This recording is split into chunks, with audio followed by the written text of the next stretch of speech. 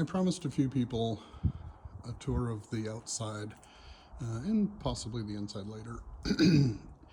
So here we go. This is stepping out the front door, front door to the courtyard, so to speak, that leads into the little hall close to the kitchen.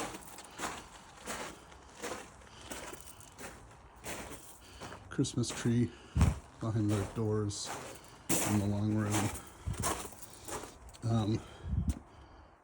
There's a wee sort of secret garden in what used to be, these are some of the oldest outbuilding stalls, ruins if you will, but prior owner converted it into a little secret garden. That's our wireless bird feeder, so we can see birds even when we're not here. Excuse me.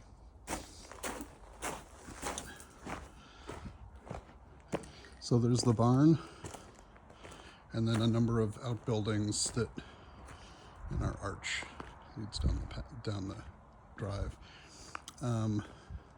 Some of the outbuildings are sort of dedicated, some of them aren't. We have some plans for how they will evolve and be used. That's the sunroom from the outside.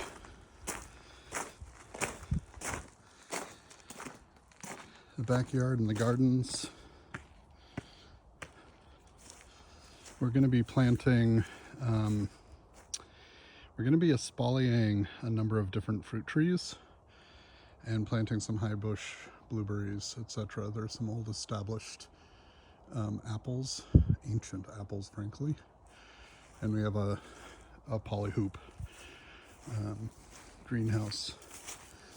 So the back of the barn has additional outbuildings attached to it.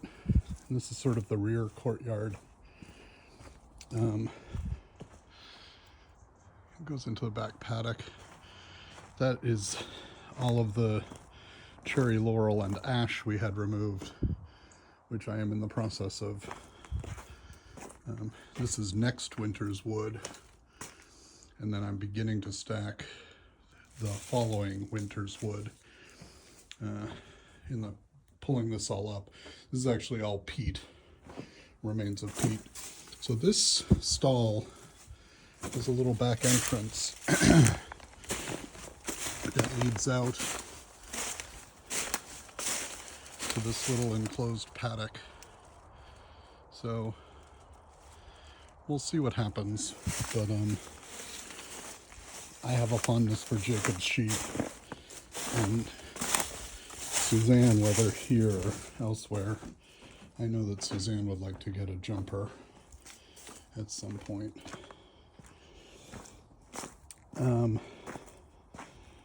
This stall is currently kindling,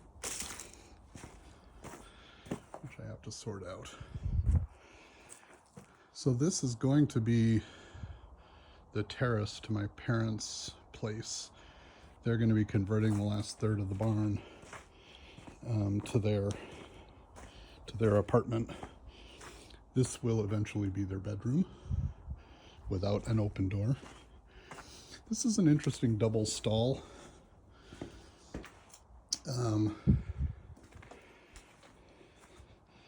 Which we're still trying to figure out what this kind of half-size door was. But who knows? We'll figure it out. Give a shout if you have ideas. This last stall was converted by the prior owner into a potting shed, which frankly is what it will probably continue to be. So the hedge framing the backyard is a mix of blackberry and elderberry,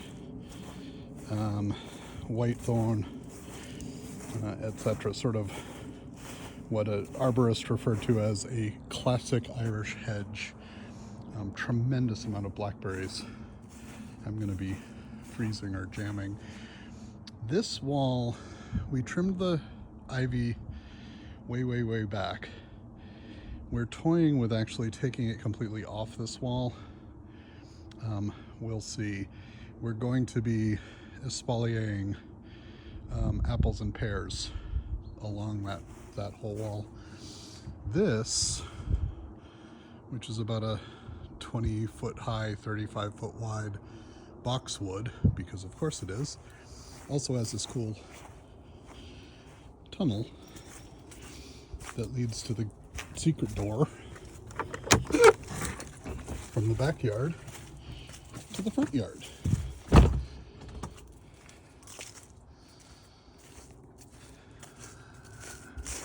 That is some flavor, I think, of Japanese cherry. We'll find out. Really rather fabulous oak tree. Need someone to come climb it. Back of the house, kitchen, pantry, drawing room. The window there is one of our bedroom windows. This corner is going to be really interesting. When we bought it, as you can see, it's been cut back really hard. And what you can't see is that there were some massive cherry laurel. That cherry laurel was just sort of crushing everything else. So it will come thriving back.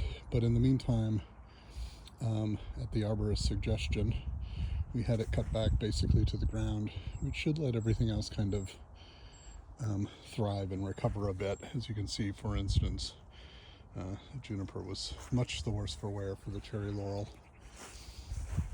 This is all what's called beech hedge.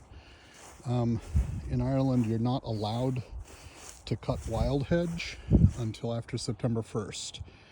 And that's because it's very heavily used by wildlife.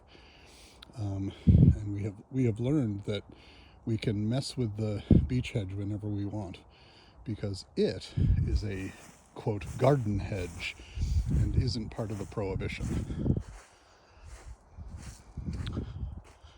Cypress, spruce, cypress, and cedar in there, the front of the house. There was about a 40-foot holly tree, as opposed to a holly bush, that we had cut down because it was really, it was that tall because it was struggling for the sun. But as you can see, it is still a massive holly. That's about pushing 15-foot tall holly. Laurel in the back. Now this, I don't know if you remember the pictures early on, used to be a tunnel. And that's because there was a massive cherry laurel over here that was wildly overgrown. And again, the thing with the cherry laurels is that, they grow like weeds, and it was recommended that we take them right to the ground and let them come back. Not going to walk all the way down, but the drive is lined on one side by mostly old growth pines of different flavors, along with some sycamore and oak and ash. The other side is a combination of birch, apple, cherry.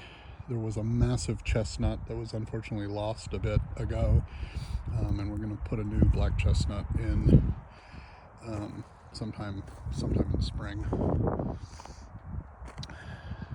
This is the sort of side garden to be determined. It'll be a very sort of wild space, but we'll see what happens with it.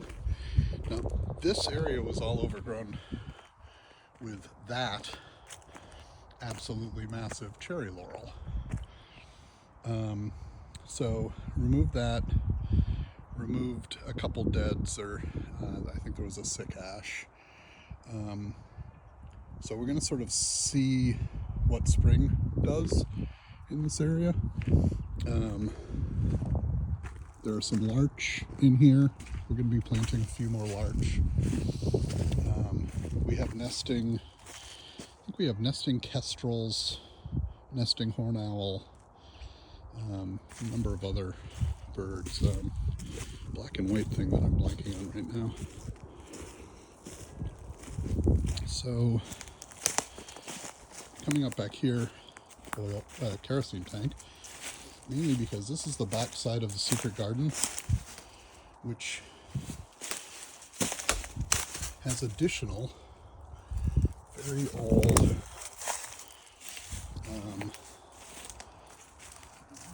stalls of various sorts.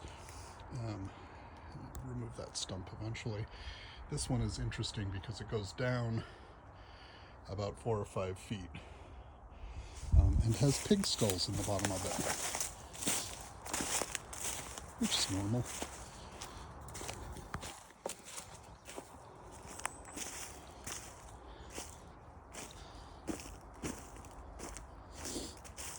Excuse me. So obviously the driveway splits into a Y, with that side going up to the front, and then this side, which comes up to the courtyard. One of our neighbors rents this meadow. It occasionally has cows in it, but more often than not, he breeds hunters, and it usually has a number of nice little yearlings in it.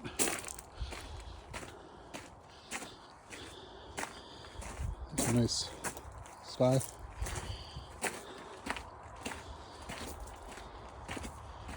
Coming up to the gate,